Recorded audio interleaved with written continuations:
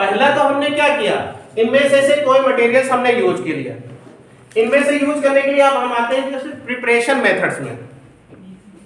किसमें आएंगे? Preparation methods में। प्रिपरेशंस में क्या, हमने ग्लास बैच लिया और न्यूक्लिएटिंग एजेंट ले लिया, उन दोनों का बैच एक मिला बना लिया, बैच है ना, बैच कंपोजिशन बना लिया। बैच कंपोजिशन में क्या है, ग्लास का जो प्रोसेस क्या है फ्लो चार्ट में, बैच बनाने के बाद क्या करते हैं, क्रशिंग ग्राइंडिंग तो बहुत पहले के प्रोसेस है, उसके बाद तब बैच रेडी करते हैं। लेकिन बैच एक हमारा रेडी हो गया, अब पूरा बैच कंप्लीट हो गया, मिक्सिंग सीविंग करके पूरा बैच कंप्लीट हो गया। उसके बाद हम उसको कहाँ ले जाते हैं, फर्नेस में, मेल्टिंग जोन में ले जाते हैं, फर्नेस में। फर्नेस कितने प्रकार की यूज की जाती है, टैंक या क्वार्ट फर्नेस, किसी एक दोनों में से किसी एक फर्नेस को हम ले लेते हैं। उसको क्या करते हैं, हाई टेम्परेचर पे उसको मेजर करते हैं, फायर करते हैं, है ना, मेल्ट करते हैं ऐसे इतने टेम्परेचर पे कि उसको एकदम लिक्विड रूप में आ जाए। उसका रूप कैसा हो जाए, लिक्विड फॉर्म में आ जाए, वो द्रव की तरह वो बहने लगे। तो वो हम वहां पर उस जब द्रव की तरह बहने लगता है, उसके बाद नेक्स्ट स्टेप हमारा क्या आएगा, फार्मिंग या शेपिंग। तो शेपिंग की भी कई सारे मेथड्स हैं, जैसे ब्लोविंग मेथड्स हो गया, है ना, प्रेसिंग मेथड्स हो गया, है ना, और ये तुम्हारा मोल्डिंग है, मोल्ड के द्वारा, ठीक है। तो ये सारे मेथड्स हैं जिसके द्वारा हम किसी भी प्रोडक्ट्स को हम आकार दे सकते हैं, ठीक है।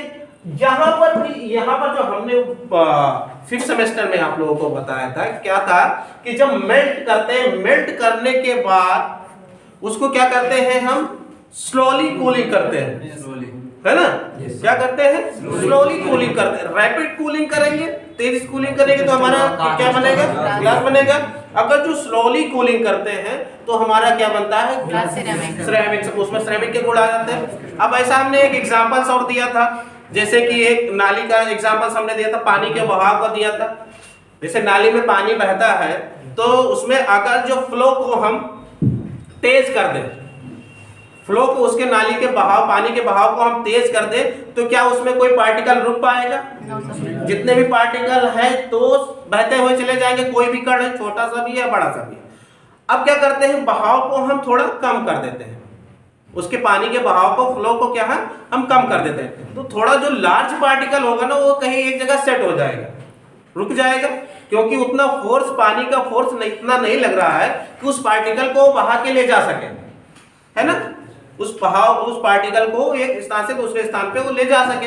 तो क्या हो जाएगा, जब वहां पार्टिकल रुक जाएगा, अब जो उसके पीछे जो पार्टिकल्स आ रहे हैं वो क्या करेंगे, वो आके उसी के पास रुक जाएंगे, है ना।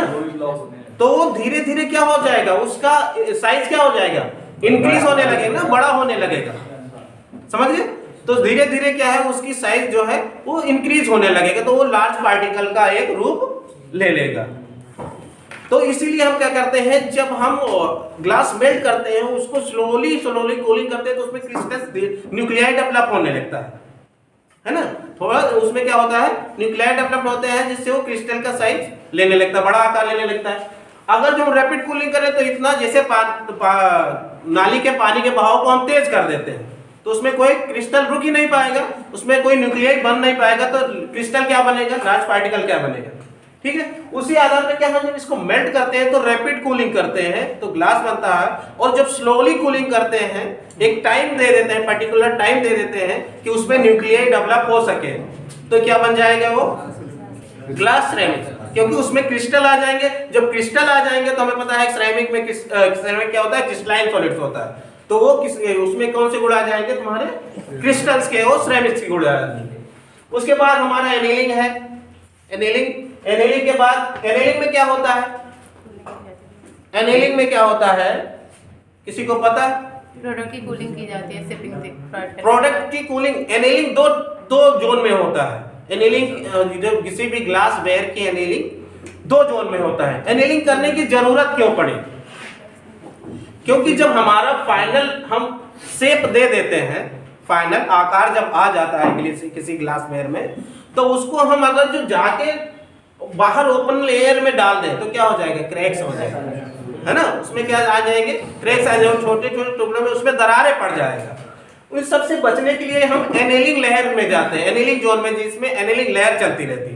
तो एनेलिंग लहर जो है, एनेलिंग जोन है, दो जोन में डिवाइड होती है। जो एनेलिंग है वो दो रूप में डिवाइड होती है। फर्स्ट क्या होता है, वहां पे हम हीटिंग करते हैं।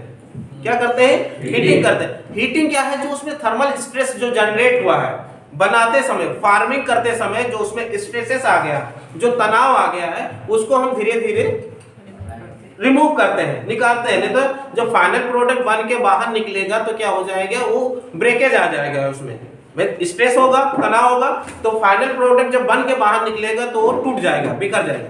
इसलिए जो उसमें स्ट्रेसेस हैं, जो डेवलप हो गई हैं, जो उत्पन्न हो गई हैं, उन स्ट्रेसेस को किसमें दूर करते हैं? एनेलिंग जोन में। ठीक है, समझ में आ रहा है कि बोर तो नहीं हो रहे हो? आधे लोगों को नींद आ रही है। ठीक है, तो ये तुम्हारा ग्लास एंड इनामल का भी है और इनका जीटी सेकंड तो है ही, तो ग्लास के बारे में तो पढ़ना है ही। तो एनेलिंग में क्या हुआ कि फर्स्ट में हम क्या किए, जो हमारा thermal stresses as a farming time पे जो स्ट्रेसेस उसमें जनरेट हो गया था, उसको हम धीरे धीरे हीट अप करते हैं, जिससे क्या उसमें स्ट्रेसेस जो है वो निकल जाता है, थर्मल स्ट्रेस। उसके बाद क्या है, हम नेक्स्ट जोन में ले जाते हैं, तो उसको स्लोली कूलिंग करते हैं, अचानक उसको कूल नहीं करते हैं, जिससे कि वो धीरे धीरे एक जोन से दूसरे जोन में जाते वो इतने टेम्परेचर पे मेंटेन हो जाता है, रूम टेम्परेचर पे, कि यदि इसको हम बाहर रखें, बाहर अगर जो ले जाके रखें तो उसमें कोई ब्रेकेज ना आए। ठीक है, समझ गए? तो ये प्रोसेस समझ गए? ये जो हमारा ये कौन सा मेथड है? Powder preparation method. इसमें क्या करते हैं हम, न्यूक्लिएटिंग डिफरेंसेस क्या है कि इसमें हम न्यूक्लिएटिंग एजेंट मिला देते हैं। बाकी प्रोसेस सेम ग्लास वाली है, ग्लास जैसे बनता है, तो ये न्यूक्लियाई डेवलप करते हैं, जिससे फाइनल जो हमारा प्रोडक्ट बनता है वो हमारा क्या होता है? Glass and ceramic. ठीक है, अब आते हैं heat treatment methods. Glass ceramic method समझ में आया? ये पाउडर फॉर्मिंग मेथड, कोई ऐसा है जिसको समझ में ना आया? सेकेंड ईयर इसका ये मेल्टिंग पॉइंट कितना होता है जब ये न्यूक्लियाई हम लोग न्यूक्लियाई एजेंट ऐड करते हैं ना? इसका मेल्टिंग पॉइंट कितना होता है जब हम इस बैच को तैयार करते हैं पाउडर फॉर्मिंग मेथड में? वही होता है ना तुम्हारा 1500 साढ़े 1500 पे जाता है। ठीक है, मेल्टिंग टेम्परेचर को कम भी कर सकते हैं, पता है तुम लोग को? कैसे कम कर सकते हैं? ज्यादा केमिकल वो उसका क्या होता है, सोडा होता है ना, सोडा फ्लक्स ज्यादा बढ़ा देंगे तो उसके मेल्टिंग टेम्परेचर को, लेकिन उसके साथ डिसएडवांटेज भी आ जाते हैं, बहुत सारी कमियां भी होने लगती है। तो टेम्परेचर को तो हम कम ज्यादा कर सकते हैं। जैसे अब ये कंपोजिशन एक स्टैंडर्ड है, यहाँ किसी कंपनी में जाओगे तो बोल ये सोचो कि सर ने तो ये पढ़ाया था, यहाँ पे तो कोई यूज नहीं हो रहा है ना। तो क्योंकि ये एक स्टैंडर्ड है, इसमें हम कम ज्यादा कर सकते हैं ऐसे अपने बेनिफिट के आधार पर। जो मालिक होते हैं, कंपनी के मालिक होते हैं, उनको फायदे के अनुसार वो कम ज्यादा कर सकते हैं, क्वालिटी में भी कमी कर सकते हैं, तो अपने फायदे के लिए होता है। तो ये नहीं कि ये जो सर ने पढ़ा दिया ये कंपोजिशन कहीं यूज नहीं होता, एक स्टैंडर्ड है। भाई सब्जी सबके घर बनती है ना, कोई मिर्च ज्यादा डाल देता है, कोई कम डालता है। भाई कंपोजिशन हम सेट करके दे दे कि इसी कंपोजिशन के आधार पे तुम्हारे घर भी सब्जी मिलेगी, तुम्हारे घर भी सब्जी मिलेगी, तो नहीं हो पाएगा ना। भाई जैसा आपको पसंद है, जिसमें आपको फायदा लग रहा होगा, आप उसी आधार पे बनाओगे। तो एक स्टैंडर्ड अलग होता है कि इसमें हाँ एक स्टैंडर्ड है, इस हिसाब से वो सबके लिए है, न किसी को कम लगेगा न किसी को ज्यादा लगेगा, वो अपने स्वाद के अनुसार लोग कम बढ़ाते घटाते हैं। तो ये एक स्टैंडर्ड है, इसमें हम कंपोजिशन में कमी कर सकते हैं, कंपनियों वाले कमी करते हैं। जैसे यहाँ किसी जो फिरोजाबाद की इंडस्ट्री है वो ज्यादा क्वालिटी पे उतना नहीं मेंटेन करते, तो कोई 80% कलेक्ट चला रहा है, टूटा हुआ कांच चला है, कोई 70% चला रहा है, कोई 50% चला रहा है, बस उन्हें बनाना है ना। तो उस आधार पर वो अपना कंपोजिशन में चेंजेस कर लेते हैं। ठीक है, तो ये पाउडर फॉर्मिंग मेथड समझ में आया? कोई है ऐसा जिसको ना समझ में आया हो? मैं पूछूंगा, ध्यान रखना इस बात को। सेकेंड ईयर वाले भी हैं और फाइनल वाले भी हैं, मैं किसी दिन भी किसी से भी पूछ सकता हूँ, इस बात को ध्यान रखना। ये ध्यान से सुनो, अब रटने की जरूरत नहीं पड़ेगी, समझ लोगे तो रटना नहीं पड़ेगा। नहीं तो बुक्स में तुम पा जाओगे, नेट पे पा जाओगे, बुक्स में भी लिखा हुआ है, लेकिन वो याद नहीं रहेगा। जो यहाँ समझ लोगे वो याद रहेगा, और जितना हमारे यहाँ होता है उतना ही हम कॉपी में लिख पाते हैं। बाकी हम पढ़ के तो चाहे 10 किताबें पढ़ के चले जाएं, है ना। तो एक फर्स्ट प्रोसेस क्या हो गया, पाउडर फॉर्मिंग मेथड्स। अब दूसरा प्रोसेस क्या है हमारा, हीट ट्रीटमेंट। सेम है, लगभग सेम है। इसमें क्या है कि इसमें हमने चेंजेस क्या कर दिया, न्यूक्लियोटिक एजेंट्स को हमने मिला दिया। प्लस दूसरा क्या करते हैं, स्लोली कूलिंग। तो ये क्या होता है, इसमें क्रिस्टल डेवलप होते हैं। सेम प्रोसेस, इसको पूरा सेम ले जाते हैं। ये प्रोसेस कहां तक, ये पूरा सेम होता है यहाँ तक। जो ये ग्लास हमारा बन के तैयार होता है, इसी प्रोसेस के द्वारा बन के तैयार होता है। केवल इसमें क्या होता है, न्यूक्लियोटिक एजेंट नहीं होता। सेम ग्लास बनेगा, यहां से हम क्या ले जाएंगे, 1400 से 1600 टेम्परेचर तक क्या करेंगे, मेल्ट करेंगे, फिर उसको कूल करेंगे। ठीक है, कूल करने के बाद हमारा ग्लास बन जाएगा। Yes sir. जो जनरल ऑर्डिनरी ग्लास है, जब जनरल ग्लास होता है रूम टेम्परेचर। अब इसको क्या करते हैं कि फिर इसके टेम्परेचर को जब एकदम ठंडा हो गया, रूम टेम्परेचर पे आ गया, अब इसमें क्या करते हैं कि इसको फिर 5 डिग्री सेंटीग्रेड पर मिनट के हिसाब से इसको इंक्रीज करते हैं, फिर बढ़ाते हैं। एकदम ग्लास को कूल होने के बाद, रूम टेम्परेचर पे लाने के बाद उसको फिर हीटअप करते हैं 5 डिग्री सेंटीग्रेड के हिसाब से। कब तक हीटअप करते हैं, 670 से 730 डिग्री सेंटीग्रेड पे। ठीक है, तो यहाँ पे क्या होता है, न्यूक्लिएशन जनरेट होने लगता है, नाभिक बनने लगता है। क्या है, न्यूक्लियाई जनरेट होने लगता है। ठीक है, तो उसको फिर ये जो ये ग्राफ है ना, ये ग्राफ है, इसको दिखा रहा है कि कुछ समय के लिए इसको होल्ड करके रख दिया इसी टेम्परेचर पे। कुछ समय के लिए क्या कर दिए, इसको होल्ड करके रोक कर रख दिया कि उसमें न्यूक्लियाई जनरेट हो जाए, अच्छे से उसका न्यूक्लिएशन हो जाए। ठीक है, तो क्या है कि अब ये देखो, इधर टाइम है, इधर टेम्परेचर है। ऊपर का ग्राफ क्या है, टेम्परेचर का, नीचे टाइम का। तो जो ये ग्राफ है इसके इक्वल है, तो इसको हमने क्या कर दिया, होल्ड करके रख दिया कुछ समय के लिए। फिर इसको फिर हम बढ़ाते हैं, टेम्परेचर को क्या करते हैं, कुछ समय के बाद, जब इतना टेम्परेचर लाने के बाद कुछ समय के लिए होल्ड कर देते हैं, जितना हमें न्यूक्लिएशन चाहिए, जितना क्रिस्टल्स चाहिए। उसके बाद फिर इसको हम 5 डिग्री पर सेंटीग्रेड के हिसाब से, पर मिनट के हिसाब से हम क्या फिर इंक्रीज करते हैं। इंक्रीज करने के बाद हम जब 800 टेम्परेचर आ जाता है तो उसको उस पर फिर होल्ड करके रखते हैं। 800 टेम्परेचर पे क्या बनेगा, तो उसमें क्रिस्टल डेवलप होने लगेगा। पहले क्या बना, न्यूक्लियाई बना, है ना, न्यूक्लिएशन हुआ। यहाँ ग्लास हमारा था, ग्लास के बाद उसको हम एकदम ऑर्डिनरी ग्लास बन गया, ठंडा हो गया। अब उसको क्या किए, फिर से उसको हम हीट अप किए ठंडे में ले जाके, कितने डिग्री सेंटीग्रेड, 5 डिग्री सेंटीग्रेड पर मिनट के हिसाब से हम उसको हीट अप किए।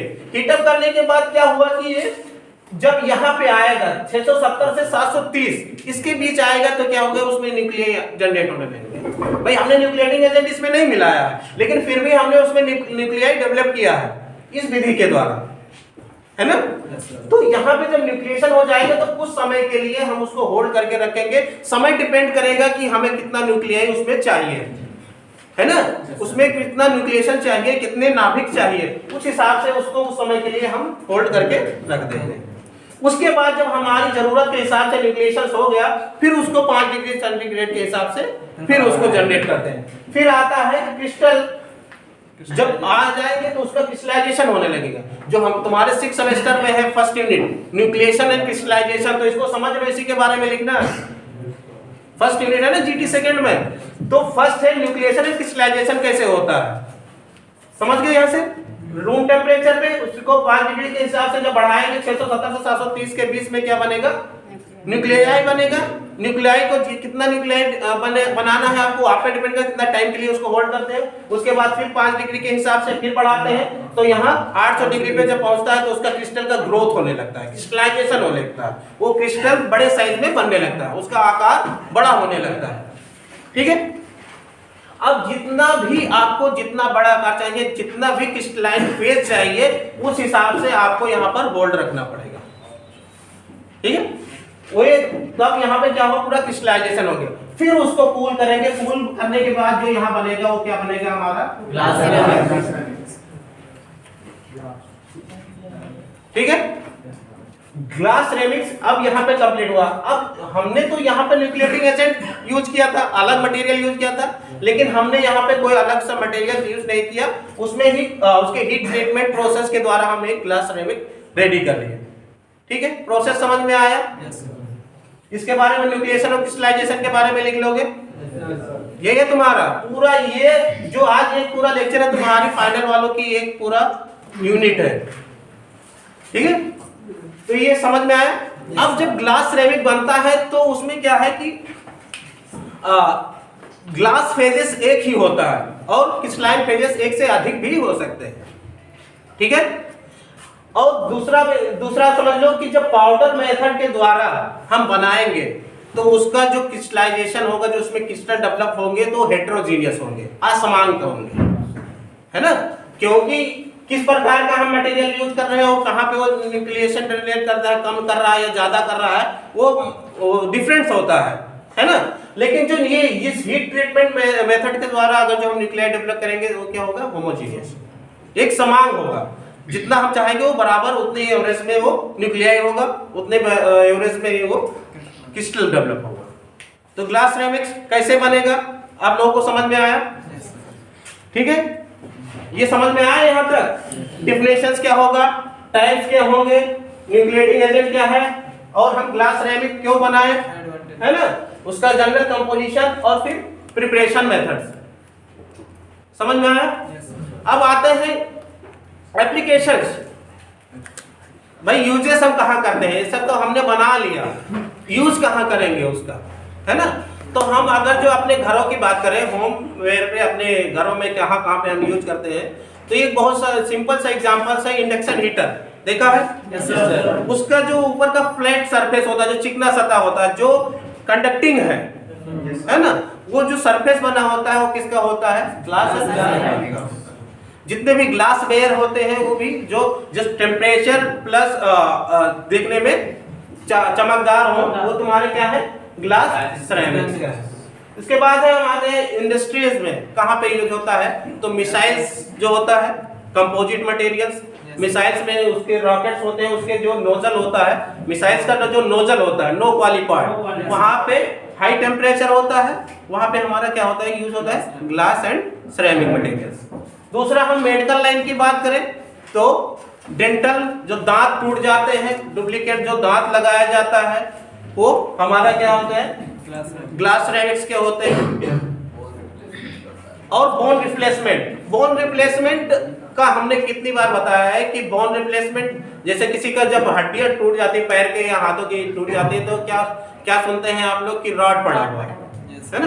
रॉड दो प्रकार के होता है, एक स्टील की भी होती है और अपने एक सिरेमिक्स की भी होती है, ग्लास एंड सिरेमिक्स का भी होता है। तो स्टील्स का क्या होता है कि आपने ये भी सुना होगा कि रॉड एक बार गए डलवाने, दूसरी बार जाना है 1-2 महीने के बाद निकलवाने, क्योंकि वो हमारी बॉडी के साथ एडजस्टमेंट उसका नहीं होता है। ज्यादा दिनों तक वो रॉड पड़ी रहेगी स्टील्स की, तो वो क्या है, रिएक्शंस करेगी, वो फिर से कोई प्रॉब्लम जनरेट कर देगा। जबकि हमारा जो सिरेमिक का रॉड पड़ता है वो कॉस्टली तो होता है, महंगा होता है, लेकिन क्या है कि वो दोबारा निकलवाने की जरूरत नहीं पड़ती है। ठीक है, वो हमारी बॉडी से वो घुल मिल जाता है, बॉडी में वो समाप्त हो जाता है, जिससे उसे दोबारा निकलवाने की जरूरत नहीं पड़ती। ये इसका एक एडवांटेज है। दूसरा है इंसुलेटर्स बनाने के लिए ग्लास सिरेमिक का यूज करते हैं, और बाल बेयरिंग बनाने के लिए एप्लीकेशंस है। ये सारी प्रॉपर्टी। अब यहां तक किसी को कुछ ना समझ में आया है तो पूछ सकता है। प्रोसेस, यहाँ डिफिनेशन और टाइप, कोई ऐसा है जिसको कुछ ना समझ में आया अभी तक, एक भी पॉइंट है जो क्लियर ना हुआ हो? सर हीट ट्रीटमेंट प्रोसेस कहां पे नहीं समझ में आया? पहले ग्लास बना लिया हमने, ये जनरल प्रोसेस है, ग्लास बनाया जैसे अभी इसको बताया। इसके बाद क्या है कि रूम टेम्परेचर, फिर इसको हम हीट करते हैं, गर्म करते हैं। ठीक है, कितने डिग्री हम उसमें फर्नेस पे सेट करेंगे, 5 डिग्री सेंटीग्रेड पर मिनट। 1 मिनट में कितना बढ़ना चाहिए टेम्परेचर, 5 डिग्री बढ़ना चाहिए। और उसको कहां तक गर्म करना है, 670 से 670 to 730 तक। ठीक है, इतने टेम्परेचर पे ले आए, वहां हमें पता है कि अब वो न्यूक्लियस जनरेट होने लगेगा, नाभिक बनने लगेगा। उस नाभिक के बाद क्या है कि हम उसको कुछ समय के लिए होल्ड करके रखते हैं, रोक कर रखते हैं उसी टेम्परेचर पे। यहाँ क्या है, टाइम बढ़ रहा है, यहाँ पे देखो टाइम तो बढ़ रहा है लेकिन टेम्परेचर उतने पे ही है। भाई ग्राफ ऊपर जाता तो टेम्परेचर बढ़ता, लेकिन ग्राफ स्ट्रेट लाइन में है तो टाइम तो बढ़ रहा है लेकिन टेम्परेचर फिक्स है। अब क्या है, जब हम हमारी जितनी जरूरत हुई, जितना न्यूक्लिएशन की उसमें जरूरत थी उतना न्यूक्लियाई हो गया, अब उसको फिर हीट अप करते हैं उसी रेट पे 5 डिग्री सेंटीग्रेड पर मिनट के हिसाब से। उसको कहां तक ले जाते हैं, 800 डिग्री से। उसको फिर कुछ समय के लिए होल्ड कर रखते हैं, कितना आपको क्रिस्टल ग्रोथ करवाना है, कितना क्रिस्टल डेवलप करना है। उसके बाद जब क्रिस्टल डेवलप होता है फिर उसको हम कूल कर लेते हैं, तो हमारा क्या बनता है, ग्लास एंड सिरेमिक्स। समझ में आया ये? हाँ? अगर जो समझ में आया होगा तो हमारे चैनल्स को लाइक करना, सब्सक्राइब करना और करवाना भी है ना। तुम लोग वो हाथ खड़ा कर देते हैं, हाँ सर पूछो, हाँ हमने सर 50 किया है।